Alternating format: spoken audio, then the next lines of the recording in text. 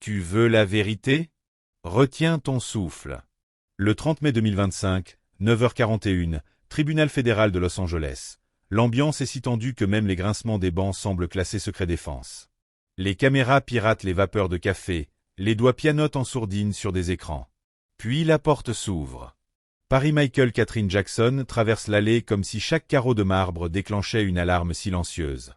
Dans sa main, une enveloppe ivoire, épaissie par le temps, cachet initialisé MJJ. Sur son visage, ce mélange d'héritière et de survivante. Elle jure, s'assied, décroche le micro avec la précision d'un chef d'orchestre. Elle fait glisser un unique feuillet jauni. Pas de salutation, aucune date visible. Première phrase, si tu lis ceci, c'est qu'ils sont revenus. Elle marque une pause littéralement, on entend le bâtiment respirer puis poursuit. On les nomme parfois les hommes velours, doux à l'approche, abrasifs quand la porte se referme. Le juge l'interroge, qui désigne le pronom il? Paris relève les yeux, Sean Combs et ses courtiers. Les journalistes avalent leur langue. Flashback, 1995, Studio Hit Factory. Michael Jackson enregistre un bridge, 3 heures du matin. 2 silhouettes glissent dans la régie, badge inversé. L'ingé s'en coupera ensuite 3 secondes du multipiste. Personne ne saura jamais pourquoi. Rumeur insistante. L'un des visiteurs portait les initiales SC sur un carnet en cuir. Aujourd'hui, ce même SC se retrouve au cœur d'un procès tentaculaire qui mêle deals occultes, coffres durs reformatés et contrats signés dans des salles sans angle. Retour en salle d'audience. Paris lit la suite. Il existe des maisons où l'on n'enregistre pas la musique, on l'éteint. Des studios où le silence coûte plus cher que la note. Les membres du jury échangent un regard inquiet. Puis la bombe. Celui qu'ils appellent Velvet Hand n'est pas un producteur. Il est la boucle. Velvet Hand, alias SC, alias Didi, alias l'homme qui aurait transformé l'art d'étiqueter la peur en or massif. Question pour vous. Combien de tubes passent plat avant que la boucle ne morde l'artiste? Paris continue. Elle dévoile page 2. Les pièces circulaires ne sont pas bâties pour l'acoustique, elles sont bâties pour la mémoire. Ça tourne jusqu'à ce que tu ne saches plus où commence ta voix. Petit frisson collectif. Dans le dossier, des plans d'architectes surgissent. Le manoir de Didi sur les collines, salon central parfaitement ovale, mur en verre incurvé, plafond diffusant. Pourquoi un tel design? Officiellement, pour une immersion sensorielle optimale.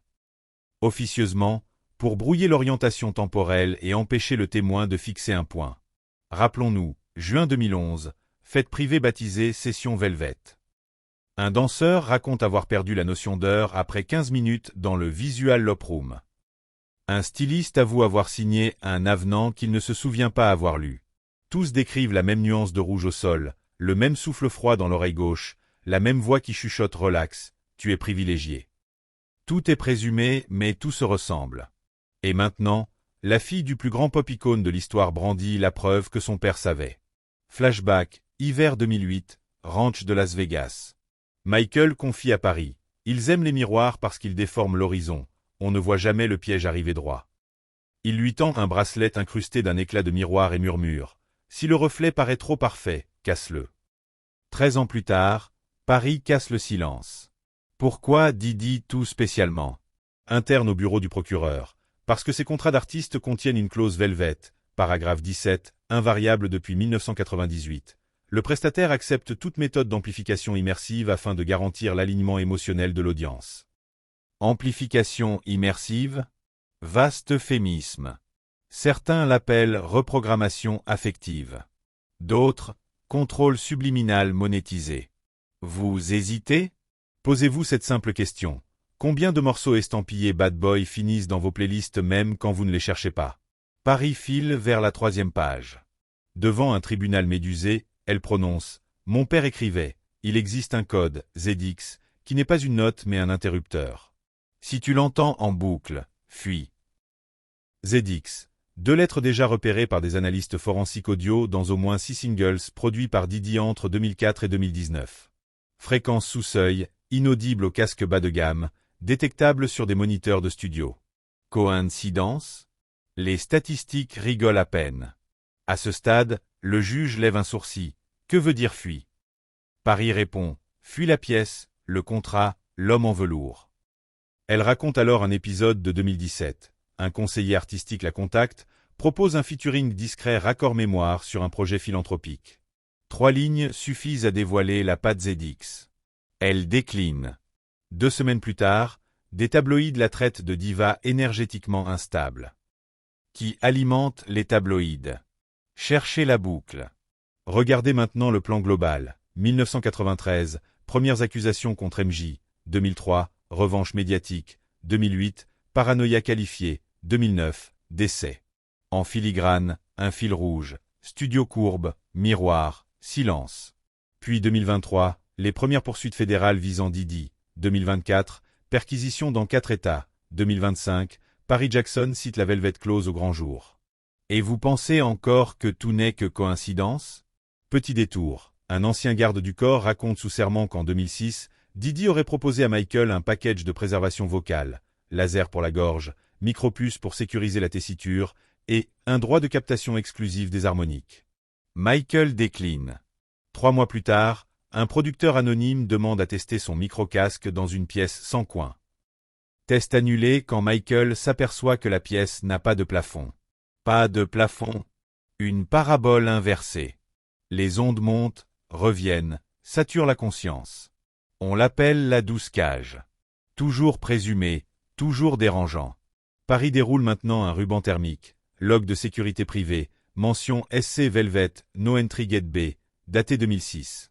Le sigle SC y figure 5 fois, souligné 2 fois, assorti d'un avertissement, change de nom, jamais de masque. Autrement dit, même déguisé, même pseudonyme, Sean Combs reste Sean Combs. Les pseudonymes ne protègent pas les fantômes.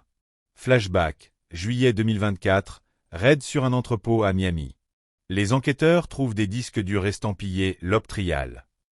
À l'intérieur, 41 pistes audio sans vox, chacune avec un fichier affectdata.jon.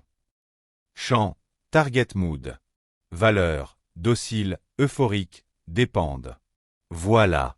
On a quitté le divertissement, on entre dans l'architecture émotionnelle. Interlude pour les sceptiques. Vous trouvez ça tiré par les cheveux? Pourtant, un brevet déposé en 2021 par une filiale de Bad Boy décrit un procédé d'ajustement d'image sonore destiné à maximiser la rétention comportementale post-concert. Rétention comportementale, comme si votre fidélité n'était plus un choix, mais un script. Paris revient au texte. On m'a souvent dit que mon père délirait sur des miroirs sans coin. Mais pourquoi, alors, tant de studios haïtières ont-ils soudain adopté le design arrondi après sa mort? Pourquoi les portes sans poignée intérieures fleurissaient dans les complexes d'enregistrement privés? Autre question. Pourquoi tant d'artistes signés sur 4 albums disparaissent-ils après le 2e, comme par magie, laissant leur catalogue sous licence perpétuelle? Didi, toujours absent à la barre, fait savoir via son avocat qu'il conteste vigoureusement cette fiction sensationnaliste. Fiction. Paris relève le défi. S'il est sûr que c'est une fiction, qu'il dévoile les blueprints de sa Velvet Suite. Le public retient un rire nerveux, on ne plaisante pas avec l'homme qui a redéfini la dance-floor économie. Mais passons à la pièce maîtresse, un disque optique surnommé Mirror Cut 01. Confié sous scellé, il contient un enregistrement de studio jamais sorti, Michael Jackson essayant une ligne de basse fracturée. À la 6e mesure, une voix tierce chuchote Loop Completed, la basse s'arrête, son tempo se réinitialise au BPM exact d'un remix Bad Boy de 1997. Quand la basse reprend, la tonalité a glissé d'un demi-ton vers le profil typique ZX. Les métadonnées, utilisateur SC admin. L'année 2008, 1 an avant la mort de Michael. Troublant. On frôle l'euphémisme. Paris referme l'enveloppe. Mon père a laissé un indice dans chaque refrain. Et n'était pas un gimmick, c'était un glitch volontaire, un rappel que la voix restait humaine. Rappelle-toi. Plus la boucle se perfectionne, plus une imperfection devient un acte de rébellion. Les conspirations détestent les accros dans la soie. Le procureur prend la suite, déploie un tableau des correspondances, initial essai dans des registres d'entrée et sortie de studio, proximité temporelle avec dépôt d'assurance vie, coïncidence de panne électrique, retard de backup. Pattern partout. Certaines nuits, la clim tombe en même temps que le réseau de caméras. En 1 heure, 3 chansons passent de 70% à 100% Greenlee. Le monde croit à la muse, la machine jubile. Paris plaide l'urgence. Ce n'est pas qu'une bataille d'héritage, c'est la survie de la mémoire sonore. La musique est l'arme la plus discrète, elle entre sans frapper. Elle lève le poignet, le bracelet miroir. Ne signez jamais dans une pièce ronde, répète-t-elle. Dehors, les fans postent la phrase #Room0 s'envole. TikTok sature de vidéos calibrant des lasers sur des vinyles pour démasquer un code EDX. Surréel? Bienvenue à l'ère où la paranoïa est un tuto de 30 secondes. Et Didi, dans tout ça? Il tweetait « Les gens parlent beaucoup quand les lumières se braquent. » Puis silence radio. C'est peut-être le silence le plus bruyant de sa carrière. Car chaque heure sans réponse, la trame se densifiait. Un ancien chorégraphe cite une séance de conditionnement. Une ex-assistante évoque un badge rouge accordé seulement après 3 nuits blanches dans la Velvet Room. Des NDA s'effritent, l'effet domino bat son plein. Le soir même, une vidéo fuite. Paris, 10 ans, chantonne un extrait d'une comptine. À l'arrière-plan, Michael Marmon They Can't Steal What S1Q. On voit un miroir fissuré collé au mur. Qui filme? Inconnu. Où? Probablement le studio privé Room 11. Le cliché fait l'effet d'un défibrillateur sur Internet. Les forums décortiquent le spectre sonore, détectent un microburst de 8 kHz, oui, la fameuse empreinte ZX.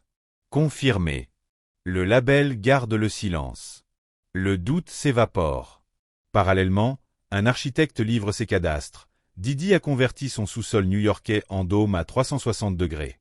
Pas pour les basses, pour elle alignement vibratoire global. Comprenez, saturer l'espace pour que le corps s'accorde malgré lui. Qui veut encore appeler ça un simple studio? Les mots perdent leur sens quand la résonance dicte la loi. Regardez le calendrier. À chaque sortie d'album Bad Boy, un événement caritatif assorti d'un silent lounge réservé aux VIP, pas de téléphone autorisé, rien que l'expérience. Or, un témoin affirme avoir signé un avenant à l'intérieur, sans souvenir précis. Un autre parle d'une injection vitamine B12, sauf que l'aiguille était branchée sur un fil audio. Trop rocambolesque? Les procès pour influence pharmacosonore ne sont pas nouveaux, demandez aux firmes d'ASMR extrême. Reculons un pas. Pourquoi Michael écrit-il « Ne jamais chanter devant SC » ? Théorie. L'analyse en temps réel de l'inflexion permet de mapper la signature émotionnelle. Une fois la carte obtenue, la machine recopie, remixe et revend. Le créateur devient superflu. La boucle ZX tourne, la voix vit sans lui. Bienvenue dans l'ère post-humaine du hit parade. Paris enfonce le clou, le Velvet Close n'est pas une invention. C'est un serment de mutisme. Ils te promettent un empire si tu fais taire ta propre boussole. Elle confie que son père cachait des micros DAT sous les lattes du plancher, identifiés par des pictogrammes de coins. Oui, des coins. Les mêmes coins absents des chambres rondes. À croire que l'angle droit est devenu dissident. L'avocat de la défense objecte, spéculation. Le juge lève la main, la cour veut entendre. Paris joue le dernier atout. Un enregistrement de 91 secondes, la voix de Michael. Les vrais murs sont ceux qu'on imprime dans la tête. Quand ils diront « aime le beat », demande-leur qui garde la clé du tempo. Puis un souffle et un murmure. Ils appellent sa boutique émotionnelle, moi j'appelle sa bondage en stéréo. 4 jurés se crispent. Comment revenir à la routine après ça? Les minutes passent comme des nuits entières. La presse cherche un adjectif. Les réseaux saturent le mot loup-gagement. On invente un lexique lorsque le réel dépasse l'abstract. Pause, réflexion pour vous, auditeurs. Combien de refrains vous hantent sans raison? Combien d'achats impulsifs suivent un drop à 128 BPM? Et si l'oreille, cette porte sans serrure, était le meilleur cheval de Troie? La procédure continue. Un agent fédéral confirme que les scellés d'hier renferment un document nommé The Ones Who Escaped, liste de 14 noms, 2 dates, entrée, retrait. Paris Monsieur Jackson, entrée NA, retrait INI. 3 cases manquantes. Qui remplit ces cases? Les semaines à venir seront décisives. Courte digression. Rappelez-vous la théorie du cadeau-produit système. D'abord on applaudit le talent, ensuite on le vend, enfin on le copie. Le clou du spectacle, on vous convainc que la copie est l'original et vous applaudissez encore. Cycle parfait, tant que personne ne montre la soudure. Mais Paris casse la soudure. Mon père disait, l'art ne meurt pas, mais on peut lui voler la voix. Elle ajoute, Je parle pour ceux qui n'ont plus de gorge.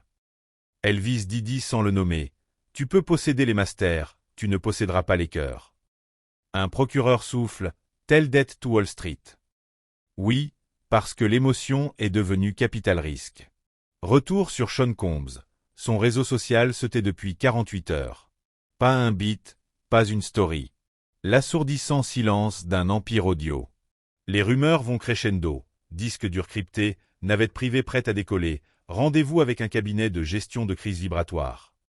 Gestion de crise vibratoire, nouvelle ligne de métier. Pendant ce temps, Paris reçoit une protection rapprochée. Une unité spécialisée dans les crimes culturels. On protège désormais les témoins contre les chansons. 2025, quelle ironie.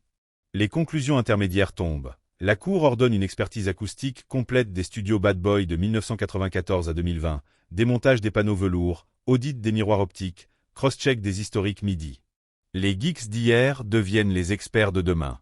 Les fichiers FLAC valent de l'or. Les avocats révisent leurs droits, version spectrogramme. Et pour vous, spectateurs, un avertissement. Si demain un hit s'incruste malgré vous, écoutez le silence juste après le dernier accord. S'il bourdonne comme un néon, si votre gorge se serre, coupez le son. Peut-être venez-vous de croiser Edix. Paris conclut. Il disait que la boucle était éternelle. Je réponds que le souffle humain est plus vieux que toutes les machines. Elle serre l'enveloppe, se lève. Pas d'applaudissements, le choc absorbe toute énergie. Les murs du tribunal retiennent la réverbération, comme pour respecter un mort dont le fantôme vient de chanter.